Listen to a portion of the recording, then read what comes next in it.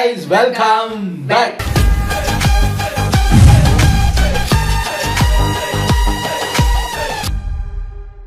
இன்னைக்கு Tuesday. So நம்ம magnet ஃபேக்ஸ்ல இருந்து ஒரு வீடியோ வந்திருக்கு, அதான் எடுத்து வந்திருக்கேன். தம்ப்நெயில்ல துட்டு பணம் அதோட போட்டோ இருந்ததா எடுத்து வந்துட்டேன். அதாவது காசுனாலே அது வேல்யூபிள் தான், ஆனா அதுலயும் most valuable money in the world. எல்லா காசும் காசு இல்ல, ஒரு சில கண்ட்ரியோட காசோட வேல்யூ அப்படி இருக்கும். ஆனா நமக்கெல்லாம் எந்த கண்ட்ரியா இருந்தா என்ன சார், காசுனாலே அது வேல்யூ தான். எந்த நாட்டு கண்ட்ரி காசா இருந்தாலும் கொடுங்க, உங்களுக்கு வேணாட்டி கொடுங்க, நாங்க வச்சுக்கிறோம் அப்படிங்கிற மாதிரி தான் இருக்கு. என்ன ஏதுங்கிறத உள்ள போய் பார்த்துடலாம். ஒரு இன்ட்ரெஸ்டிங் டாபிக், ஒரு ஷார்ட் 8 minutes வீடியோ உங்களுக்கு டக்குன்னு பார்த்துட்டு ரெடி. பணத்தோட மதிப்பு அருமை எல்லாருக்கும் தெரியும். அதுவும் இக்காலகட்டத்தில் பணம் இல்லாம வாழ்றது இக்கட்டான சூழ்நிலையா இருக்கும் போது ஒவ்வொரு நாட்டுக்கும் அவங்களுக்கு சொந்தமான பணம் இருக்குங்கிறது எல்லாருக்கும் தெரியும். ஆனா ஒரு சில உலக நாடுகள்ல பயன்படுத்துற துட்டுக்கு மட்டும் மதிப்பு ரொம்ப அதிகமா இருக்கும். அப்படி வேர்ல்டு ஃபுல்லா இருக்க ரொம்ப வேல்யூபிளான பணத்தை பத்தியும் அது ஏன் வேல்யூபிளா இருக்குங்கிற காரணத்தையும் தான் இந்த வீடியோல கூட்டி கழிச்சு கூற போறோம். அதனால வெல்கம் டு த வீடியோ. இதுதான் அவங்க பஹாமியன் டாலர்ஸ். உலகத்தோட வல்லமை மிக்க பணத்துல இதுவும் முக்கியமான ஒண்ணா இருக்கு. பகாமாஸ் நாட்டோட அபிஷியல் பணமாவும் இருக்கு. இது பேசிக்கலி கரிபியன் தீவுகள்ல ஒண்ணு. 2024 படி இந்த பகாமாஸ் நாட்டுல வெறும் 4 லட்சம் மக்கள் தான் இருக்காங்க. இந்த நாட்டோட பொருளாதாரம் பெருசா நம்பி இருக்கிறதே டூரிசத்தையும் வெளிநாட்டு மக்கள் இவங்க நாட்டுல பண்ற ஆஃப்ஷோர் பேங்கிங்கையும் நம்பிதான் இருக்கு. 7000 தீவுகளை உள்ளடக்கி இருக்க கரிபியன் தீவுகள்ல இதுதான் ரிச்சஸ்ட் கண்ட்ரியாவே இருக்கு. அமெரிக்க டாலர்ல இருந்து இவங்களோட பணத்தை தனித்துவமா காட்டுறதுக்காக இவங்களோட டாலர் சைன பி டாலர்னு வச்சிருக்காங்க. 1960 தான் இவங்களோட பணம் அச்சிடப்பட்டுச்சுனாலும் உலகத்திலேயே முதல் பணத்தை டிஜிட்டல் மாத்தனது இவங்க தான். இவங்க ஊர்ல இருக்க அதிகபட்ச நோட்டே $100 தான். இன்னைக்கு தேதியில 100 பஹாமியன் டாலரோட மதிப்பு இந்தியால 8800 ரூபாய் கிட்ட வருது. American dollars.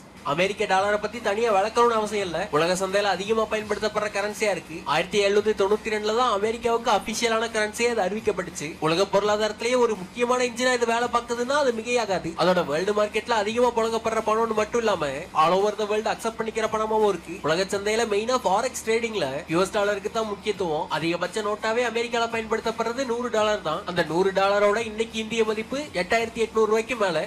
Swiss francs. உலகத்தோட பியூட்டிஃபுல்லான நாடுகள்ல ஒன்னா பார்க்கப்படுற சுவிட்சர்லாந்துல தான் இந்த சுவிஸ் பிராங்க் பயன்பாட்டுல இருக்கு. அதான் பேர்லயே இருக்கு. 1850 அபிஷியல் கரன்சியை வெளிவிட்ட சுவிட்சர்லாந்துல அப்ப இருந்து ரொம்ப வலிமையான ஸ்டேபிளான பணத்தை வச்சிருக்காங்கன்னு ரெக்கார்டே இருக்கு. அதனாலதான் இந்த CHF உலகத்தோட 8வது அதிக வேல்யூ உள்ள மணியா இருக்கு. இந்த நாட்டு பணம் இப்படி ஸ்ட்ராங்கா இருக்கிறதுக்கு மெயின் ரீசனே அவங்க வச்சிருக்க கோல்டு ரிசர்வும் பயங்கர வேல்யூவான பாண்டுகளும் அது போக அங்க இருக்க வெளிநாட்டு இன்வெஸ்ட்மெண்ட்களும் தான். அதான ஸ்விஸ் பேங்க். அதே இந்த CHF நோட்டுகள்ல அதிகபட்சமா 1000 வரைக்கும் இருக்கு. எங்க சாதாரண பேப்பர் ஒரு கட்டா சேர்த்து பார்க்கும்போது நமக்கே அப்பா அப்படிங்கிற மாதிரி இருக்கு. இந்த மனுஷனை போட்டு என்ன ஆட்டுறது தெரியுமா? அதை பாருங்களேன், இப்படி வச்சு தர்றங்கிறாங்க. நானும் காசு வரட்டும் சர்ன்னு செஞ்சு பார்க்கணும், சர்ன்னு டக்குன்னு முடிஞ்சு போச்சு. ஏன்னு பார்த்தா 3 தரம் தான் இருக்கு. அதான் வாழ்க்கையில ஒரு தரமாவது ஒரு 3 செகண்டுக்கு வர்ற மாதிரி சர்ன்னு பண்ணணும்னு ஆசை. ஒத்த தோழியா மாத்தினாலும் வராது. அதான் அதை 1 ரிங்கெட்டா மாத்தினா கூட சார் எப்பதான் சார் கொஞ்சம் லென்த்தா வருமா? எனக்கு நிறைய காசெல்லாம் வேணாம், 3 செகண்டுக்கு சர்வ் பண்ற மாதிரி ஒரு கட்டு. மாசம் 2 கட்டு கொடுங்க. இல்ல நாங்க 3 பேர் இருக்கோம், 3 பேரும் சரசரன்னு விளையாடணுமா இல்லையா? 3 கட்டு கொடுங்க. பெரிய கட்டு பணத்தை எல்லாம் எப்ப பார்க்க போறோமோ. அந்த வீடியோவை பாருங்களேன், அது ஒரு கட்டு காசுன்னா இது இருக்கிற இடத்துல அவ்வளவு மதிப்பு இருக்கு. இது இருந்தாதான் கேவலம் இந்த அத பிரிண்ட் அடிச்ச மனுஷனுக்கே மதிப்பு. இதுல நீங்க ஒரு தாள் வச்சிருந்தா 2 தாள் வச்சிருந்தா ஒரு கட்டு வச்சிருந்தீங்கன்னா கடவுளை எழுதுவாங்க. அதான் இது நீங்க எவ்வளவுக்கு எவ்வளவு வச்சிருக்கீங்களோ அவ்வளவுக்கு எவ்வளவு உங்ககிட்ட பேசுவாங்க. நம்ம கிட்ட வர்றதும் ஒரு சைடால போகுதுன்னு. அதான் இது இல்லைன்னா வாழவே முடியாதுங்கிற மாதிரி ஆகி போச்சு. அதான் வேல்யூ பாருங்க. பணத்தை இங்க பிராங்க்னு கூப்பிடுற மாதிரி சில்லறைகளை மின்ட்னு கால் பண்றாங்க, காயின் பண்றாங்க. நம்ம நாட்டு பணத்தோட இந்த பணத்தை கம்பேர் பண்ணா 100 பிராங்க் 11000 ரூபாய்க்கு ஈக்குவலா வருது. ஜார்டனியன் தினார். இந்த பணம் மெயினா புழங்குறது பேர்ல இருக்க மாதிரியே ஜார்டன் நாட்டுல தான். 1950 தான் ஜார்டன் அரசாங்கம் இதை அபிஷியல் கரன்சியாவே வெளிவிட்டாங்க. அதுக்கு முன்னாடி இங்க பாலஸ்தீன் நாட்டோட பவுண்ட தான் பணமா புழங்கிட்டு இருந்திருக்காங்க. இந்தியன் ருபீஸ்க்கு INR US டாலர்ஸ்க்கு USD சொல்ற மாதிரி இந்த ஜார்டன் தினார JODன்னு கூப்பிடுறாங்க. உலக சந்தையில பயன்படுத்தப்படுற பணத்திலேயே ரொம்ப வேல்யூபிளான பணத்துல இது முக்கியமான ஒண்ணு. இந்த நாட்டு பணம் அப்படி இருக்கிறதுக்கான மெயினான காரணமே இது டாலரோட மதிப்பை விட அதிகமா இருக்கணும்னு பிக்ஸ் பண்ணி வச்சிருக்கிறதா. இன்னைக்கு மதிப்புல ஒரு ஜார்டன் தினாருக்கு அமெரிக்க மதிப்புப்படி $1.41, அதுவும் மாறாத அளவுக்கு கான்ஸ்டன்டா வச்சிருக்காங்க. இந்த டைம்ல இந்திய மதிப்புக்கு ஒரு ஜார்டன் தினாரு 124 ரூபாய் கிட்ட இருக்கு. அதோட இந்த நாட்டுல இருக்க அதிகபட்ச நோட்டோட மதிப்பே 50 தினார் தான். இன்னும் எளிமையா ஜார்டன்ல நீங்க ஒரு 80,000 தினார சம்பாரிச்சுக்கிட்டு இந்தியாவுக்கு வந்தீங்கன்னா அது நம்ம ஊர் மதிப்புல யூரோ.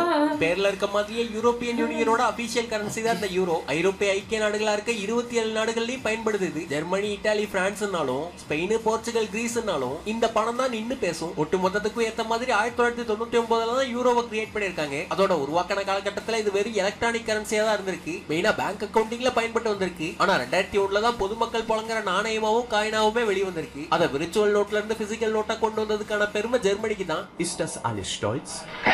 Pflicht. அது மட்டும் இல்லாம யூரோப்புக்கு வெளியே இருக்க 25 கண்ட்ரிகளும் இப்ப இந்த பணத்தை தான் யூஸ் பண்றாங்க. அமெரிக்க டாலருக்கு அப்புறம் அதிக ரிசர்வ் இருக்க கரன்சியாவும் இதா இருக்கு. இந்த பணத்தை பொறுத்த வரைக்கும் 5ல இருந்து 500 வரைக்கும் நோட் இருக்கு. அதோட காட்டன் ஃபைபர்ங்கிற ரொம்ப காஸ்ட்லியான மெட்டீரியல் தான் இந்த பணம் உருவாக்கப்படுதுங்கிறது ருசிகர தகவல். இன்னைக்கு இந்தியன் கரன்சியோட வேல்யூல 100 யூரோவோட மதிப்பு 10,000 ரூபாய்க்கு ஈக்குவலா இருக்கு. 1000 யூரோனா 1 லட்சம் யூரோ. ஒமானி ரியால். இப்ப ஒமான் நாட்டுல ஓடிக்கிட்டு இருக்க இந்த ஒமானியன் ரியால 1970 தான் ரிலீஸ் பண்ணிருக்காங்க. அந்த காலத்துல எல்லாம் இதோட பேர் ஒமானியன் ரியால் கிடையாது, சைதி ரியால் தான். காரணம் அப்ப ஒமான் நாட்டோட அரசர் குபூஸ் பின் சயீத் அல் சயீத்ங்கிறவர் தான். அவர் பேர்ல வச்சுதான் பணத்தை ஓட்டிக்கிட்டு இருந்திருக்காங்க. காலப்போக்கில் பேர் மாற்றம் நடந்ததுதான் ஒமானி ரியால்னு அதுக்கு பேர் வந்திருக்கு. அந்த காலகட்டத்துல இது ஒரு ரியால் ஒரு பிரிட்டிஷ் பவுண்டுக்கு ஈக்குவலா இருந்திருக்கு. சரி, விஷயத்துக்கு வா. உலக சந்தையில ரொம்ப வலிமையான பணங்கள்ல இதுவும் முக்கியமான ஒண்ணுதான். இந்த நாட்டோட பணத்தை பலமாக்குறது மிடில் ஈஸ்ட் கண்ட்ரிகளோட மெயின் பலமா இருக்கு அந்த ஆயில் தான். இங்கேயும் எண்ணெய் எடுக்கப்படுது, அது வெளிநாடுகளுக்கு கொடுக்கப்படுது. அதனாலேயே பணத்தோட பலமும் பெருகுது. ஒரு ராயல் என்ஃபீல்டு கிளாசிக் பைக்கோட விலை இங்க 1,75,000 ஒமான் நாட்டுல வெறும் 760 ரியால் தான். ரியல் தான். அதோட அங்க இருக்க 100 ரியாலோட மதிப்பு இந்தியால 23,000 ரூபாய் கிட்ட வரும். டாலர். எண்ணெய் வளம் இல்லாத ஒரு நாட்டோட பணம் அதிக பலமா இருக்குதுன்னா அதுல இம்பார்ட்டன்டான ஒண்ணுதான் இந்த கேமன் ஐலாண்டோட டாலர். பிரிட்டிஷ் வெளிநாட்டு பிரதேசமா இருக்க இந்த கேமன் தீவுல மொத்தமாவே வெறும் 80,000 மக்கள் கிட்ட தான் இருக்காங்க. ஆனா இவங்க கிட்டதான் KYDன்னு சுருக்கமா கூப்பிடப்படுற உலகத்தோட டாப் 6வது வேல்யூபிளான பணமும் இருக்கு. 1922ல இருந்து புழக்கத்துல இருக்க இந்த பணத்தை அவ்வளவு மதிப்பா மாத்துறது என்னன்னு பார்த்தா அவங்க ஊர்ல இருக்க தற்சார்பான பொருளாதாரமும் அந்நிய முதலீடுகளும் தான். அதிகபட்ச மதிப்பாவே 100 KYD மட்டும் வச்சிருக்க இவங்களுக்கு income tax, capital gains tax இல்லாம மேஜரா ஒரு டாக்ஸ் ஃப்ரீ என்விரான்மெண்டாவும் வச்சிருக்காங்க. ஏன்னா இந்த கேமன் ஐலாண்ட்ல அதிகமா இம்போர்ட் பண்றது இல்ல, மற்ற நாடுகள்ல இருந்து முக்கியமான பொருட்கள் அதிகமா வாங்குறது இல்ல. அதனாலேயே இவங்களோட கரன்சியும் சர்வதேச மார்க்கெட்ல அதிகமா புழங்கப்படுறது இல்ல. அதோட இந்த ஐலாண்டுகள் வேர்ல்டு வைடு பேங்காவும் செயல்படுறதுனால வெளிநாட்டு முதலீடுகளும் அதிகமா வந்து சேருதுங்க. அதுவே பணத்தோட மதிப்பு பத்திரமா பாத்துக்குது. சிம்பிளா சொல்லணும்னா 100 KYD டாலரோட மதிப்பு இந்தியால 10,000 ரூபாய்க்கு மேல வருது. ஒரு புகாட்டி சிரான் கார் 20 கோடி ரூபாய் இந்திய மதிப்புனா KYD டாலர்ல வெறும் 19 லட்சம் தான். பஹ்ரைனியன் தினார் 1965ல மக்களுக்கு அறிமுகப்படுத்தப்பட்டு இன்னைக்கு உலகத்தோட 2வது ஸ்ட்ராங்கான பணமா இருக்கிறது தான் இந்த பஹ்ரைனியன் தினார். சுருக்கமா BHDன்னு பட்ட பேரும் இருக்கு. 10 ஹேப்பி டே. இந்த நாட்டு பணம் ஸ்ட்ராங்கா இருக்கிறதுக்கு முக்கியமான ரீசனே US டாலரோட இந்த பணத்தை பிக்ஸ் பண்ணி வச்சிருக்காங்கிறது தான். அதாவது ஒரு பஹ்ரைனி தினாரோட மதிப்பு அமெரிக்கால 2.65 டாலருக்கு ஈக்குவலா இருக்கும். அதோட உங்ககிட்ட வெறும் 1000 பஹ்ரைனியன் தினார் இருந்தா இப்ப வந்து ஐபோன் அழகா வாங்கி பாக்கெட்ல போட்டுக்கலாம். இந்தியன் வேல்யூல ஒப்பிட்டு பார்க்கும்போது 100 பஹ்ரைனி தினாருக்கு 23,000 ரூபாய் மதிப்பு வருது. பிரிட்டிஷ் பவுண்டு, பவுண்ட் ஸ்டெர்லிங்னு வேற ஒரு பேராலேயே கூப்பிடப்படுற இந்த பணம் யூகேல தான் உபயோகிக்கப்படுது. இந்த பணம் வெறும் பணம் இல்ல, பழம்பெரும் பணம்னு சொல்ற அளவுக்கு உலகப்போர் 1ல இருந்தே ஓடிக்கிட்டு இருக்கு உபயோகத்துல. அதோட ரொம்ப ஆண்டுகளா வேர்ல்டுல வேலை பார்த்துக்கிட்டு இருக்க பணம்ங்கிற பேரு அதுக்கு இருக்கு. இந்த பிரிட்டிஷ் கரன்சியோட ஷார்ட் ஃபார்ம் GBP. அதோட இந்த நோட்லயே பெரிய நோட் எதுன்னா 50 தான். அது மட்டும் இல்லாம 5, 10, 20, 50 தான் இங்க நோட்டே இருக்கு. மதிப்பு அதிகமான உலக பணங்கள்ல இதுவும் ஒண்ணா இருக்கு. இந்தியன் கரன்சில 100 பவுண்ட் ஸ்டெர்லிங்க்கு 11,000 ரூபாய் மதிப்பு வருது.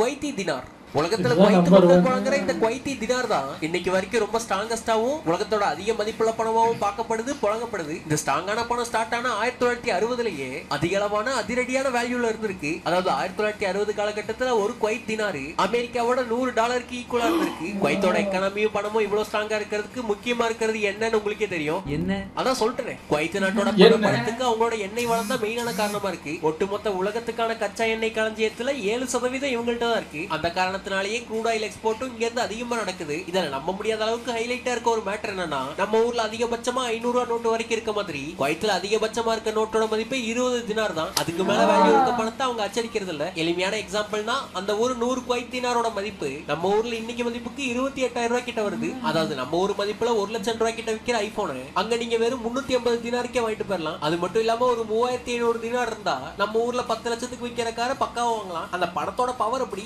இந்த வீடியோட முடியுது. இந்த வீடியோல இருந்து வேர்ல்டு வைடா இருக்க சில வேல்யூபிளான படத்தை பத்தி நீங்க தெரிஞ்சிருப்பீங்க அப்படின்னு நான் நம்புறேன். பார்த்ததில் எது உங்களை ஈர்த்ததுங்கிறத கமெண்ட்ல சொல்லுங்க. நம்மளோட காசையெல்லாம் கொண்டு வரல. வெளியில உயிர் வாழ முடியும். நீல மாத்திரை உங்களால கடலுக்கடியில உயிர் வாழ முடியும். பார்த்து உயிர் தேர்ந்தெடுக்க வாழவே வேணாங்க. அதுக்கு ஏதாவது மாத்திரம் இருக்கா? சொல்லுங்க. இந்த வீடியோ பிடிச்சிருந்தா லைக் பட்டனை தட்டி விடுங்க. சேனலை பிடிச்சிருக்கு. அவர் கேட்டார்ல, இப்ப நீங்க பார்த்ததுல உங்களுக்கு எது பிடிச்சதுன்னு. எல்லாம் எல்லாத்துலயும் ஒரு கட்டு தந்தது. நாங்க மாத்தி எடுத்துக்கிறோம். யோசிச்சு அது பாருங்க. குவைத் தினார்ல ஒரு 3 கட்டு. எந்த கண்ட்ரியில அதிகபட்ச கரன்சி சின்ன நம்பர்ல இருக்கோ அதோட வேல்யூ ஜாஸ்தியா இருக்கும். எங்க ஊர்ல 5000 டாலர்லாம் இருக்கு. 5000 இங்கெல்லாம் 100 வெள்ளி தான் பெருசு. மலேசியாவுல டாலர்ஸ் மாதிரி தான் 100 ரிங்கெட் நோட் தான் பெருசு. நான் பிறக்கும் போதே எங்க ஊர்ல 1000 ரூபாய் தாள் இருக்கு. அப்புறம் புதுசா 2000 தாள் வந்து கொண்டு வந்தாங்க. அப்புறம் 5000 தாள் போச்சு. 5000 தாள் வரும்போதெல்லாம் நான் ஊர்ல இல்ல, இங்க வந்துட்டோம். அங்க போன அரசியல் போன போக்குக்கு 10000 ரூபாய் தாள் அச்சடிக்கிறதுக்கு இருந்தாங்க. நல்ல வேலை நிறுத்துற அப்படின்னு புடிச்சு இழுத்து வந்து இப்ப இந்த வருஷம் மார்ச்லயோ ஏப்ரல்லையோ தெரியல, அழகான ஒயிட் கலர்ல 2000 ருபீஸ் நோட் ஒன்று பிரிண்ட் பண்ணியிருக்காங்க. யோசிச்சு பாருங்க, அங்கேயும் கரன்சி அப்படியே குறைஞ்சி 100 ருபீஸ் 100 வந்து ஆரஞ்சு கலர் தாளா இருக்கும். அதுதான் ஹையஸ்ட். அப்படின்னா வேல்யூ சும்மா எகிரிடும். இந்தியாவிலாம் 500 தான். 500 ரூபீஸ் தானே. இப்போ 1000 ரூபாய் தாள் வந்திருக்கு தானே. 1000 ரூபாய் 2000 ரூபாய் நோட் ஏதோ வந்திருக்குல்ல, பிங்க் கலர்ல ஒன்று. நம்ம இருக்கும்போது அந்த பிங்க் கலர் நோட் இல்லை, அந்த டிமோனைசேஷனுக்கு அப்புறம் தான் அது வந்து. பாருங்களேன், இருக்கிறதுலே டாப் வந்து குவைத் தினார் 20. ஒரு 3 கட்டு எப்படி இருக்கும்? அவ்வளவு ஈஸியா இருக்கும். இப்போ நாங்க மலேசியன் ரிங்கெட்ல ஒரு 10-20 ரூபாய் தாள் தரோம். நீங்க உங்க நாட்டு 20 ரூபாய் தாள் 10 தரீங்க. இல்ல நாங்க 10 கொடுக்குறோம்ல. நாங்க 10-20, நீங்க 10-20, சிம்பிள் கணக்கு. தந்து போய்கிட்டே இருக்கு. ஒரு 50 டினார் சம்பளம் எடுத்தாலும் ஊருக்கு போய் காசு. ஆனா அங்கத்திய செலவுன்னு ஒன்று இருக்குல்ல, அது இங்க மாதிரி தான். இங்க ஐயோ இந்த காசு அது பொல்லாத கெட்ட பொல்லாத வயங்கிற மாதிரி பொல்லாத ஒரு ஐட்டமுங்க அது. இந்த பவர் ஆஃப் மணி அப்படிங்கிறத உணர்ந்திருக்கேன் நான். பக்கத்துல இருந்து பார்த்துருக்கேன். ஒரு கடை, அது எந்த ஊருன்னு சொல்ல வேணாம். மலேசியாவா இருக்கலாம், இந்தியாவா இருக்கலாம், சிங்கப்பூரா இருக்கலாம், ஸ்ரீலங்காவா இருக்கலாம். நான் போன 4 ஊருக்குள்ள இங்கே ஏதோ ஒரு ஊரா இருக்கலாம். ஒரு இடத்துக்கு போறோம்.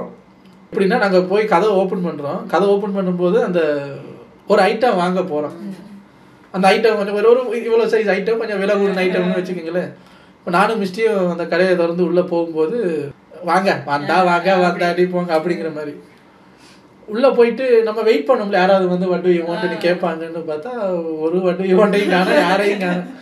அப்போ நானே போய் தேடுறேன் அது எங்க இருக்கு அப்படின்னு பார்த்தா அந்த பெட்டியில ஒரு ஒரு கண்ணாடி பெட்டியில அது வச்சிருக்காங்க. அதுக்கிட்டே போய் நின்று நான் பார்த்துட்டு இருக்கேன். இது 2 இதை பார்த்துட்டு இதுவான்னு பார்த்துட்டு எக்ஸ்கியூஸ் மீ மெதுவா டம்மி ஒரு சின்ன வாய்ஸ்ல கூப்பிடுறேன். எக்ஸ்கியூஸ் மீ இன்னொன்னு ஹவு மச் இஸ் தட்? ஒரு அமௌண்ட், அந்த ஒரு பெரிய அமௌண்ட் சொல்றேன். வளமையா போய் விலை கேட்பாங்க, அந்த பெரிய அமௌண்ட் சொன்னோடனே போயிடுவாங்கல்ல. ஆக்சுவலி நான் காசு வச்சிருக்கேன், அதை வாங்க போறேன். நான் கேட்ட அடுத்த கேள்வியில அப்படியே மாறிச்சுங்க எல்லாம். அடுத்தது வந்து okay I will come later அப்படின்ட்டு போயிருந்தாலோ, எனி டிஸ்கவுண்ட் அப்படின்னு கேட்டிருந்தாலோ போச்சு, நம்மள ஒரு மாதிரியா பார்த்துருப்பாங்க. நான் கேட்டது do you have black colour. அப்போ தெரிஞ்சு போச்சு வாங்க போறாங்க. Sir you want the tea, you want the juice, சாருக்கு சேர் போடுங்க. வரும்போது சொக்காய தூக்கி போட்டு தனவட்டா பேசுனா இப்ப என்ன அவ்வளவுதான் சொன்னேன். Take that. அது 4-5 பேர் உள்ள இருக்காங்க அதுல. அப்போ கொஞ்சம் கொஞ்சமா அந்த இது மாதிரி அந்த சத்யராஜ் மாதிரி இந்த தேர்தலில் இத்தனை ஓட்டு வித்தியாசத்தில் ஜெயித்தாரு நானு அப்படிங்கிற மாதிரி கொஞ்சம் கொஞ்சமா நானு ஏன் குரல் பெருசாகுது. Do you have black color? அவரு yes 2 colors available. நான் யோசிக்கிறேன் அட பாவி ஒரு அமௌண்ட் அப்படியே மாறிடுச்சு பம்புறாங்க. நான் சொல்றேன் ஓகே பேக் இட் அப்படிங்கிறேன். அவர் பெட்டி எடுக்கிறது துடைக்கிறது போடுறது. சார் உங்களுக்கு ரிசீட் வேணுமா அது வேணுமா இது வேணுமா உங்களோட இமெயில் அட்ரஸ் கொடுங்க நாங்கள் அந்த பில்லை வந்து ஆன்லைன்லேயே அனுப்பிடுறோம். இந்தாங்க சார். நான் இங்கே உட்காந்துருக்கேன் அங்கே கீபோர்டு அங்கே இருக்கு. இமெயிலை டைப் பண்ண சொல்றாங்க. நான் டைப் பண்ணதுக்கு எழுப்பும்போது நோ நோ நோ நோ நாங்க எடுத்துட்டு வரும்போது கீபோர்டை பிச்சை எடுத்து வரேன். என்ன பார்த்தா வயர்லெஸ் கீபோர்டு அது வயர்லெஸ் கீபோர்டு. அந்த வயர்லெஸ் கீபோர்டை கொண்டு வந்து தந்துட்டு அந்த கம்ப்யூட்டரை என் பக்கம் அந்த ஸ்க்ரீனை அப்படியே திருப்புறாரு. இவ்வளவு வேலை பார்க்குறாங்க அந்த காசுக்காக. நான் இப்படி உட்காந்துக்கிட்டு sir you want to pay by cash or cheque இந்த பேச்செல்லாம் இங்கே பேசாது. I deal with only cash. அது இன்னும் இதா இருக்கு. மிஸ்டி ஊந்த கஜில் மிஸ்டி இங்க இருந்து சலக்கு என்னது எல்லாத்தையும் வளைச்சு கொடுத்து போட்டு வீட்டுல அழைச்சு போறாங்க. அதான் எல்லாத்தையும் மிஸ்டி எடுது சிலுக்கு ஊந்த கஜில் ஒன்னே அவர் வாங்கிட்டு பேக்ல போட்டெல்லாம் கொடுத்தோன்னே நானும் மிஸ்டியும் அதான் வாசல் வரைக்கும் கொண்டு வந்து வழி எடுக்கிறாங்க. நான் அதை வாங்கிட்டு பெருசா வந்து மிஸ்டி கேட்குறேன் மிஸ்டி டாக்ஸி புக் பண்ணும் என்னத்தா புக் பண்ணு இதுக்கெல்லாம் தூக்கி கொடுத்தாச்சு வா நடந்துதான் போகணும். ஏன்டி கொடுத்தா எல்லாத்தையும் தூக்கி கொடுத்துருவியா? அவனுக்கு டிப்ஸ் கொடுத்தேன். என்னை ஒரு மாதிரி பார்த்தானா டிப்ஸ் கொடுத்துட்டேன். அடி டாக்ஸிக்கு வச்சிருந்த காசை டிப்ஸா தூக்கி கொடுத்துட்டு வந்திருக்கேன் அப்படின்னு அந்த விலை கூட நைட்டு தூக்கிட்டு அது நம்மளோட இப்ப அப்படி இருக்கு இந்த இடத்துல. இன்னொரு சம்பவம் நமக்கு நடந்திருக்கு. அதுவும் பேர் சொல்லாத ஒரு ஊர்ல தான் பார்மசியா அது வேணா விட்டு அது சொன்னாலே கண்டுபிடிச்சிடலாம். அந்த மாதிரி காசுக்கு மரியாதை காசு அது அப்ப இருந்து நான் பார்த்துக்கிட்டு ஒரு ஒரு 17 வருஷமா காசு என்ன பண்ணும் எங்களை என்ன பண்ணுது எப்படி மனுஷங்க சுத்தி இருக்கிற மனுஷங்களாம் மாறிட்டாங்க. இங்க மனுஷனுக்கு வேல்யூவா காசுக்கு வேல்யூவா அது எல்லாத்தையும் 17 வருஷமா பக்கத்துல இருந்து நான் பார்த்தேன். பார்த்துட்டு அசோக் என்னைக்கு இந்த மனுஷன் மேல இருக்கிற மதிப்பை காசு மேல வச்சியோ அந்த காசை கத்தையா சம்பாதிச்சுட்டு முன்னாடி வந்து நிப்பேன். இன்னைக்கு வரைக்கும் அசோக்கு பக்கத்துல ஒளிச்சுக்கிட்டு இருக்கேன். அசோக் வந்துருவான். அசோக் முன்னாடி அசோக் இங்க நடக்கிறான். அவசரப்பட்டு சொல்லிட்டேன்டா என்னைக்கு கத்தையா காசு வருதோ அன்னைக்கு முன்னாடி வந்து நிக்கிறேன்டா. அசோக்கு முன்னாடி என்னைக்கு போய் நிக்க போறோமோ அசோக் ரெடியா அவன் சொல்றான் நான் 18 வருஷமா ரெடியா தான் இருக்கேன். நீ எங்க சொல்லிட்டு போன ஆளே காண இன்னும் சம்பாரிச்சுக்கிட்டு தான் இருக்க. கத்தையா வர மாட்டேங்குது.